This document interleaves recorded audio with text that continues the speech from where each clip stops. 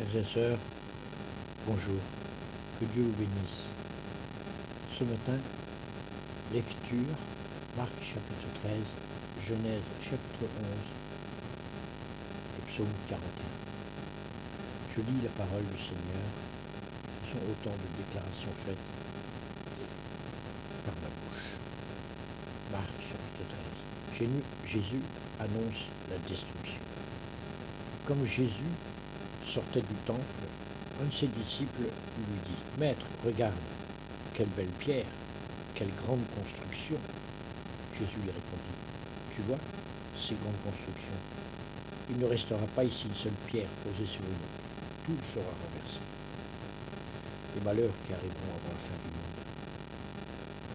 monde. » Jésus s'assit sur le mont des Oliviers en face du temple.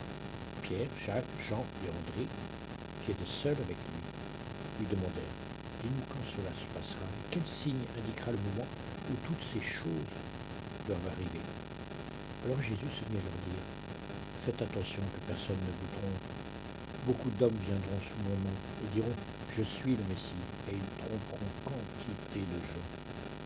Quand vous entendrez le bruit de guerre proche et des nouvelles sur les guerres lointaines, ne vous effrayez pas. Il faut que cela arrive. Mais ce ne sera pas encore la fin du monde. Un peuple combattra contre un autre peuple et un royaume attaquera un autre royaume. Il y aura des tremblements de terre dans différentes régions. Il y aura des famines. Ce sera comme les premières douleurs de l'accouchement.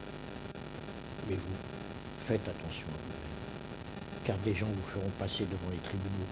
On vous battra dans les synagogues. Vous devrez comparaître devant les dirigeants et des rois à cause de moi pour apporter votre témoignage devant eux. Il faut premièrement que la bonne nouvelle soit annoncée à tous les peuples.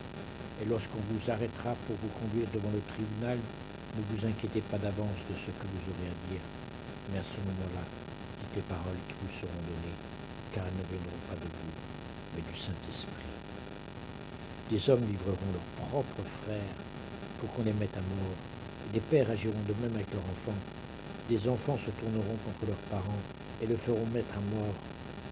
Tout le monde voira à cause de moi. Et celui qui tiendra bon jusqu'à la fin sera sauvé. L'horreur abominable. Vous verrez celui qu'on appelle l'horreur abominable, placé là où il ne doit pas être. Que celui qui dit comprenne bien cela. Alors ceux qui seront en Judée devront s'enfuir vers les montagnes. Celui qui sera sur le toit de sa maison ne devra pas descendre à l'intérieur pour y prendre des affaires à emporter. Et celui qui sera dans les champs ne devra pas retourner chez lui pour prendre son manteau. Quel malheur ce sera en ces jours-là, pour les femmes enceintes et pour celles qui allaiteront. Priez Dieu pour que ces choses n'arrivent pas pendant la mauvaise saison, car en ces jours-là, la souffrance sera plus grande que toutes celles qu'on a connues depuis le commencement du monde, quand Dieu a tout créé, jusqu'à maintenant, et il n'y en aura plus jamais de pareil. Si le Seigneur n'avait pas décidé de diminuer le nombre de ses jours, personne ne pourrait survivre. Mais il en a diminué le nombre à cause des hommes qu'il a choisis pour être à lui. Si quelqu'un vous dit alors « Regardez, le Messie est ici » ou bien « Regardez, il est là », ne le croyez pas, car de faux messies et de faux prophètes apparaîtront. Ils produiront des signes et des miracles pour tromper, si possible, ceux que Dieu a choisis. Vous donc faites attention, je vous ai tout annoncé d'avance. La venue du Fils de l'homme. Mais en ces jours-là, après ce temps de souffrance, le soleil s'obscurcira, la lune ne donnera plus sa clarté, les étoiles tomberont du ciel, et les puissances qui sont dans le ciel trembleront. Alors, on verra le Fils de l'homme arriver sur les nuages, avec beaucoup de puissance et de gloire. Il enverra les anges aux quatre côtés de la terre pour rassembler ceux que Dieu a choisis d'un bout du monde à l'autre. L'enseignement donné par le figuier. Comprenez l'enseignement que donne le figuier. Dès que ses branches deviennent tendres et que ses feuilles poussent, vous savez que la bonne saison est proche. De même, quand vous verrez ces choses arriver, sachez que l'événement est proche, qu'il va se produire. Je vous le déclare, c'est la vérité. Les gens d'aujourd'hui ne seront pas tous morts avant que tout cela arrive. Le ciel et la terre disparaîtront, tandis que mes paroles ne disparaîtront jamais. Dieu seul connaît le moment de la fin. Cependant, personne ne sait quand viendra ce jour, cette heure. Pas même les anges dans les cieux, ni même le Fils. Le Père seul le sait. Faites attention. Ne vous endormez pas, car vous ne savez pas quand le moment viendra. Ce sera comme lorsqu'un homme part en voyage, il quitte sa maison et en laisse le soin à ses serviteurs. Il donne à chacun un travail particulier à faire, et il ordonne au gardien de la porte de rester éveillé. Restez donc éveillés, car vous ne savez pas quand le maître de la maison reviendra. Ce sera peut-être le soir, au milieu de la nuit, ou au chant du coq, ou le matin. S'il revient tout à coup, il ne faut pas qu'il vous trouve endormi. Ce que je vous dis là, je vous le dis à tous. Restez éveillés. Amen. Alléluia. C'était la parole du Seigneur, le chapitre 13 de Marc. Nous allons lire maintenant le psaume 41, qui est la prière d'un homme persécuté. C'est du répertoire du chef de chorale Psaume appartenant au recueil de David. C'est le dernier psaume du premier livre de psaumes. Je lis la parole du Seigneur. Heureux l'homme qui prête attention aux faibles. Le jour où tout va mal pour lui, le Seigneur le tire de danger. Le Seigneur le garde en vie et le rend heureux sur la terre, sans le laisser tomber entre les griffes de ses ennemis. Le Seigneur le soutient sur son lit de souffrance en l'entourant de soins pendant sa maladie. Quant à moi, je m'adresse au Seigneur.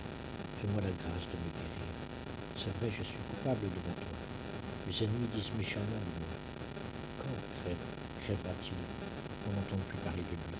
Si l'un d'eux vient me voir, c'est pour me calomnier. Il fait provision de mensonges, et sitôt il va les colporter. Ceux qui ne m'aiment pas se rassemblent pour chuchoter à mon sujet et méditer mon malheur. C'est une vilaine affaire qui est là, disent-ils.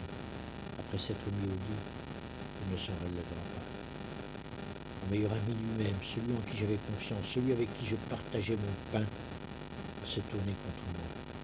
Même toi, Seigneur, fais-moi la grâce de me relever, et je prendrai ma revanche sur eux. Voici comment je saurai que tu es pour moi. C'est que mon ennemi cesse de chanter victoire à mon sujet, et moi tu me maintiendras dans l'innocence, tu me garderas toujours en ta présence. Merci au Seigneur, au Dieu d'Israël, depuis toujours et pour toujours. Amen. Qu'il en soit bien ici. Amen. C'était la parole du Seigneur, le psaume 41. Nous allons voir maintenant, nous allons lire Genèse 11. Je lis la parole du Seigneur. Amen. Il s'agit de la tour de Babel. Toute la terre avait une seule langue et les mêmes mots. Après avoir quitté l'Est, ils trouvèrent une plaine dans le pays de Shinéar et s'y installèrent. Ils se dirent l'un à l'autre, allons, faisons des briques et cuisons-les au feu. La brique leur servit de pierre et le bitume de ciment. Ils dirent encore, allons, construisons-nous une ville et une tour dont le sommet touche le ciel et faisons-nous un nom afin de ne pas être dispersés sur toute la surface de la terre. L'Éternel descendit pour voir la ville et la tour que construisaient les hommes et il dit, et voici qu'ils forment un seul peuple et ont tous une même langue et voilà ce qu'ils ont entrepris. Maintenant rien ne leur retiendra de faire tout ce qu'ils ont projeté. Allons, descendons et là, brouillons leur langage, afin qu'ils ne se comprennent plus mutuellement. L'Éternel les dispersa loin de là sur toute la surface de la terre. Alors ils arrêtèrent de construire la ville. C'est pourquoi on l'appela Babel, parce que c'est là que l'Éternel brûla le langage de toute la terre, et c'est de là qu'il les dispersa sur toute la surface de la terre. Les ancêtres d'Abraham. Voici la lignée de Sem. À l'âge de 100 ans, Sem eut pour fils Arpachad, 2 ans après le déluge. Sem vécut 500 ans après la naissance d'Arpachad et eut des fils et des filles. À l'âge de 35 ans, Arpachad eut pour fils Shelah. Arpachad vécut 403 ans après la naissance de Shelah et eut des fils et des filles. À l'âge de 30 ans, Shelah eut pour fils Héber. Shelah vécut 403 ans après la naissance d'Héber et eut des fils et des filles. À l'âge de 34 ans, Héber eut pour fils Péleg. Héber vécut 430 ans et après la naissance de Péleg, il eut des fils et des filles. À l'âge de 30 ans, Péleg eut pour fils Reu. Péleg vécut 209 ans après la naissance de Reu et il eut des fils et des filles. À l'âge de 32 ans, Reu eut pour fils Sérug. Reu vécut 207 ans après la naissance de Sérug et il eut des fils et des filles. À l'âge de 30 ans, Sérug eut pour fils Nachor. Sérug vécut 200 ans après la naissance de Nachor et il eut des fils et des filles. À l'âge de 29 ans, Nachor eut pour fils Terah. Nachor vécut 119 ans après la naissance de Terah et il eut des fils et des filles. Terah est âgé de 70 ans lorsqu'il eut Abraham, Nachor et Haran. Voici la lignée de Terah. Terah eut pour fils Abraham, Nachor et Haran. Haran eut Lot. Haran mourut du vivant de son père Terah dans le pays de sa naissance, à Ur, en Chaldée. Abraham et Nachor se marièrent. La femme d'Abraham s'appelait Sarah. Sarai, la femme de Nachor, Milka. Elle était la fille d'Aram, qui était le père de Milka et de Gisca. Sarai était stérile, elle n'avait pas d'enfant. Terah prit son fils Abraham, son petit-fils Lot, qui était le fils d'Aram, et sa belle-fille Sarai, la femme de son fils Abraham. Ils sortirent ensemble d'Ur en Chaldée pour se rendre dans le pays de Canaan, mais arrivés à Charan, ils s'y installèrent. Terah vécut 205 ans, puis mourut à Charan. C'était la parole du Seigneur, du chapitre 11 de Genèse. Frères et sœurs, que Dieu vous bénisse et qu'il en bénisse votre journée, que le Saint-Esprit soit avec vous. N'oubliez pas la prière matinale, l'appel du Saint-Esprit pour qu'il soit avec vous tout le long de la journée. Que le règne de Dieu soit et agisse